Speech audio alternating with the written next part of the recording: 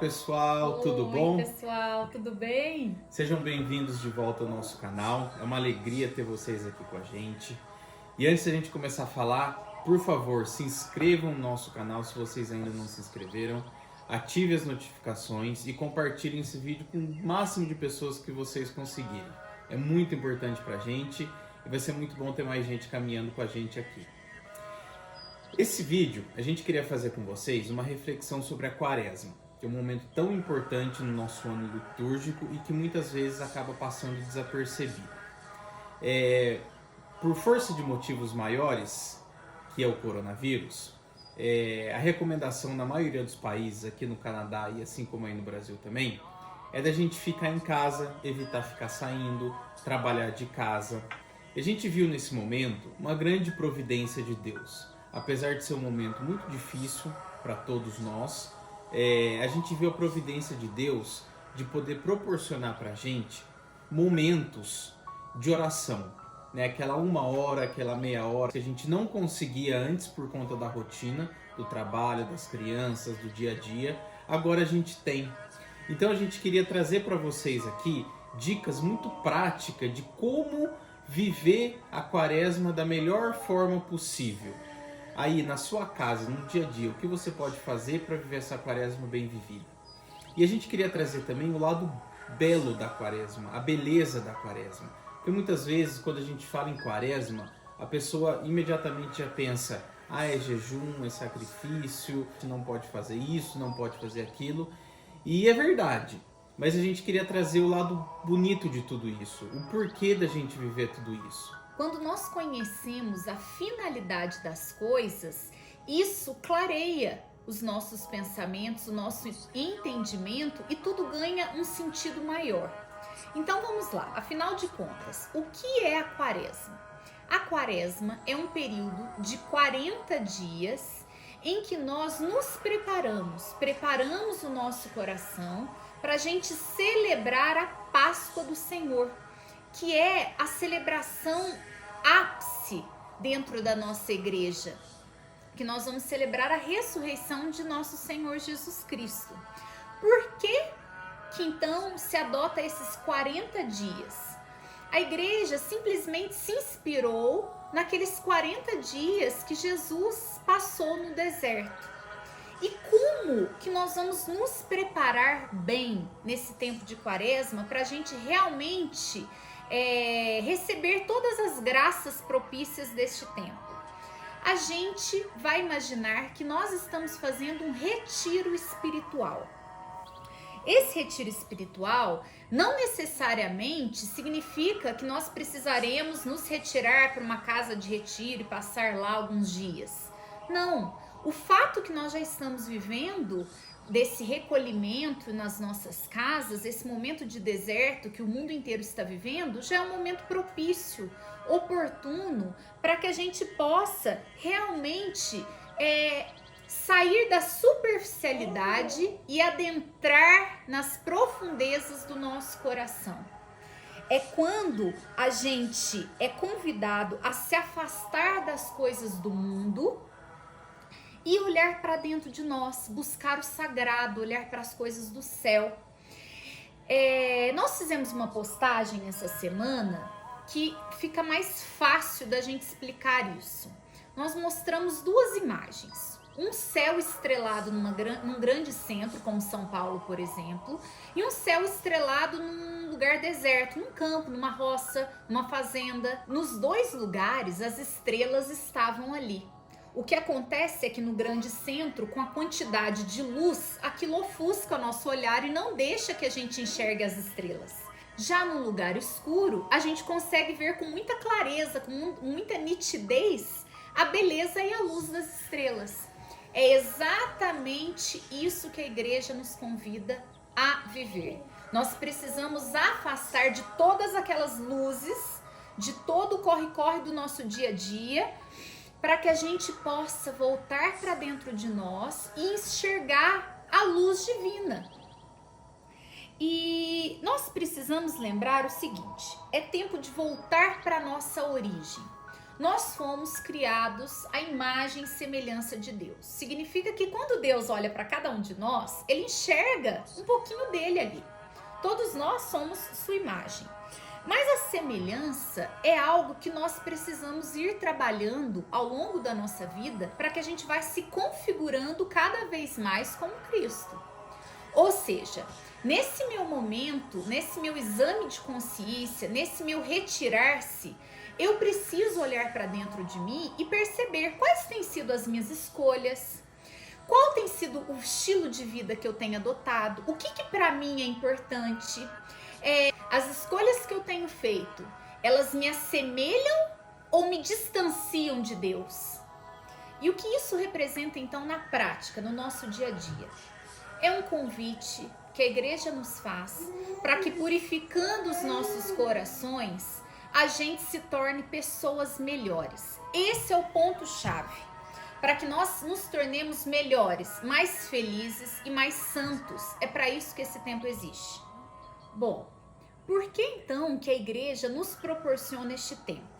Nós precisamos lembrar que a igreja é mãe. E nós, como mães, o que nós mais desejamos para os nossos filhos? Em primeiro lugar, vê-los felizes. Em segundo lugar, que eles escolham o caminho do bem. Então, a igreja, como nós, ela tem uma pedagogia de santidade que auxilia, educa, ensina os filhos, todos nós, nos movendo em direção ao céu. Mas nós precisamos lembrar o seguinte: assim como os nossos filhos farão as escolhas deles, a igreja também nos respeita. Ela nos propõe uma caminhada, mas não nos impõe, não nos obriga a nada. Nós que vamos decidir se a gente aceita ou não esse convite. E por que então é necessário um tempo específico?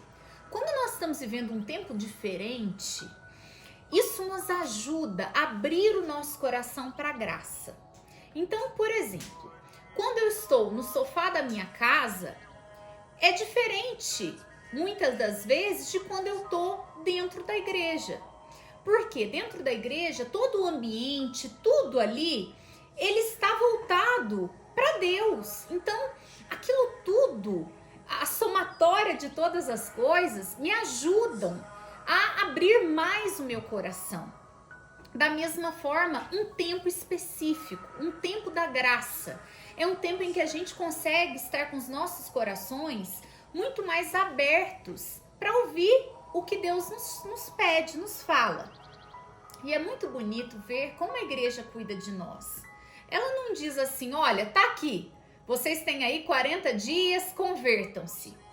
Ela nos ajuda, ela nos dá ferramentas para que a gente possa, de fato, buscar e viver esse momento de conversão. O que é conversão? Conversão é quando a gente muda o caminho, quando a gente converte. Eu ia para a direita, vou virar à esquerda.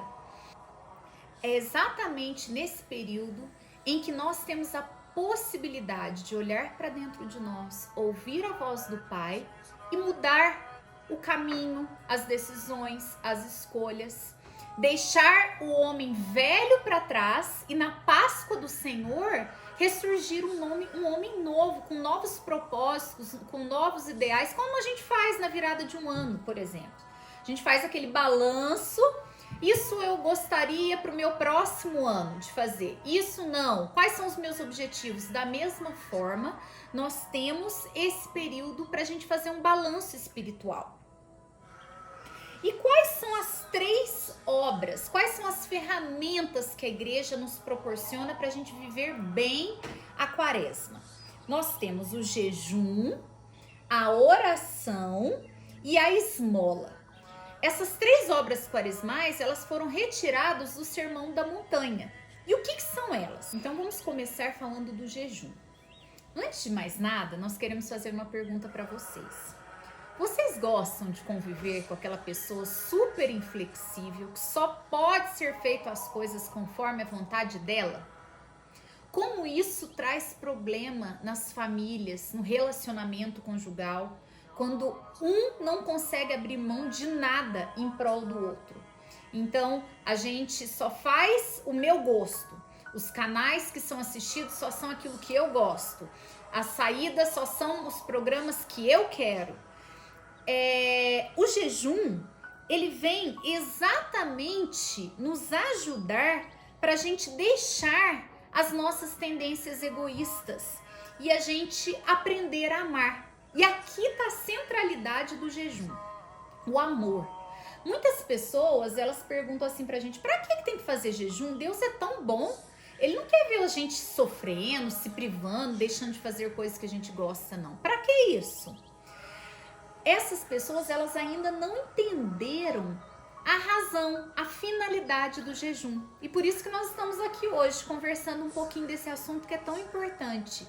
E a gente precisa lembrar também que fazer jejum não é agradar a Deus, fazer algo que a igreja nos orienta, porque ela tá pedindo, a gente cumpre.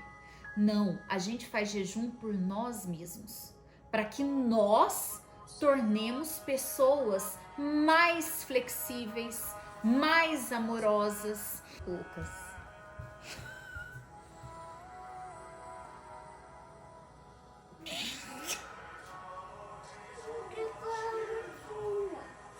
Eu vou pôr. Veja bem, gente, os animais, eles têm uma regra fundamental, que é foge da dor e busca o prazer. Então, por exemplo, se a gente dá comidinha pro cachorro e ele tá com fome, ele vai vir comer a ração toda. Agora, se a gente pega um pedaço de pau e vai bater nele, ele, escapole, sai correndo. É uma regra de existência para eles se manterem vivos. Nós, seres humanos, nos diferenciamos dos animais. Em que ponto? Nós somos capazes de suportar a dor em prol do amor. Vejam Jesus. Jesus livremente abraçou a cruz em prol da nossa salvação. Vejam nós como mães, como pais, somos capazes de passar noites em claro quando temos um bebezinho recém-nascido, cansados, em prol do amor. Nós, mamães, sofremos ali às vezes a dor da amamentação, os seios racham, mas a gente sabe que diante daquela dor existe algo muito maior, que é o nosso amor pelos nossos filhos. Então o jejum, ele é justamente esse treino que faz com que a gente aprenda a abrir mão de algumas coisas, de prazeres, coisas que a gente gosta, em prol de algo muito maior. E o que é esse algo muito maior? Fortalecer o nosso espírito. São Paulo, ele já nos orientava quando ele disse aos romanos, pois não faço o bem que eu quero, mas o mal que eu não quero, esse eu pratico. O que significa isso? Quantas vezes a gente conversa com casais que falam assim pra nós, por exemplo, um marido, eu não queria trair a minha esposa, eu luto pra não trair, mas quando eu vejo, já estou traindo. Ou, então, quantas vezes a gente fala assim, não, eu quero ser mais paciente, quero ouvir mais, no momento da explosão eu já estou falando, já estou nervosa e já estou metendo os pés pelas mãos. Quantas vezes no nosso dia a dia a gente faz aquilo que a gente não gostaria de fazer e não faz aquilo que era um propósito nosso? Por quê? Porque nós somos fracos. Então, nós precisamos fortalecer o nosso espírito. No Evangelho de São Marcos, nós temos a seguinte passagem. O que adianta ao homem ganhar o mundo inteiro e perder a sua alma? Nada nos adianta. Então, em primeiro lugar, nós precisamos ter um espírito fortalecido, ter domínio e controle de nós mesmos. E isso nós conseguimos aprender e aprimorar através do jejum. Bom, gente, agora nós queremos falar um pouquinho sobre a esmola. O que é esmola? É quando eu tenho algo para oferecer e dar para o outro que está necessitado e precisa daquilo. Quando a gente pensa em esmola, na maioria das vezes, o que vem na nossa mente? O mendigo, aquela pessoa que está necessitada e que a gente pode colaborar e ajudar. É isso também. Nesse período da Quaresma, a igreja nos convida a também financeiramente olhar para os nossos irmãos que estão necessitados e ajudar. Mas hoje nós queremos trazer, além do dar esmola, que nós nos propusemos a ser esmola na vida do outro. De que maneira nós podemos ser esmola? Sendo ouvido para quem precisa falar, sendo um abraço para quem está precisando de carinho, de colo, tendo paciência com aquelas pessoas que são difíceis, alegrando os desanimados. E tudo isso nós precisamos começar com os mais próximos de nós, dentro das nossas próprias casas, nas nossas famílias. Hoje em dia a gente vê as famílias, cada um no seu quarto, cada um na sua vida, cada um no seu celular. As famílias não têm mais tempo, o aconchego, o ninho de estarem juntas, de realmente poderem estar unidas, uma percebendo a necessidade do outro. E como é que eu percebo a necessidade do outro? Vejam bem, o mendigo, ele tá ali na rua com a plaquinha pedindo a esmola, né? E aí nós temos algumas opções: poder passar por ele, enxergá-lo, ou está tão já acostumado ali com aquela cena, ou preocupado com as minhas coisas, olhando o meu celular, que nem ver ele eu não enxergo. Depois que eu o enxerguei, eu tenho duas opções: continuar o meu caminho ou parar e ajudar. No caso da nossa família, os filhos hoje em dia pedem atenção para os pais, pedem para que os pais desliguem os telefones, pedem colo, pedem afeto. Mas às vezes isso não acontece. E nós precisamos ter um olhar sensível para perceber qual é a necessidade do meu esposo, como eu posso ser esmola na vida dele, quais são as necessidades de cada um dos meus filhos. Porque os nossos filhos, cada um tem o seu temperamento, cada um precisa de uma forma de amor. E para isso, para que a gente possa dar a esmola certa, é preciso entender qual é a necessidade certa também do outro lado. E para isso, gente, nós precisamos estar atentos, dedicar tempo para a gente amar, tempo para a gente conhecer os nossos filhos, os nossos esposos, tempo para a gente poder oferecer para eles aquilo que eles precisam. A gente sabe que é difícil e por isso que é sacrifício, não é sacrifácio. Em meio a tantas obrigações, tantos compromissos que nós temos, os esposos de estar trazendo o pão de cada dia na nossa casa, com todas as suas responsabilidades, nós esposas de cuidar da casa, dos filhos, dos maridos. Mas na graça de Deus, nós conseguimos. Quando a gente percebe que sozinhos nós não somos nada, mas que a gente reconhece a necessidade da graça de Deus, nós conseguimos caminhar. E o último ponto que nós queremos falar com vocês, para nós é o mais importante, que é a oração. Como nós temos nos relacionado com o nosso Criador e Senhor, o nosso grande amor. Nós temos nos dedicado todos os dias, vários momentos do dia, para ouvir a voz de Deus, para a gente se sentir realmente filhos amados. Como é que tem sido isso? Nós temos deixado só a sobra do tempo para Deus? Ou a gente só recorre a Deus quando nós estamos num momento de turbulência, de provação? Eu acredito que ninguém fique feliz de ser lembrado por um amigo, por exemplo, que a gente tanto ama, só nos momentos que ele precisa da gente, que ele precisa de um favor. Isso é um oportunismo. E nós precisamos refletir se não é assim que nós nos tratamos e nos relacionamos com Deus.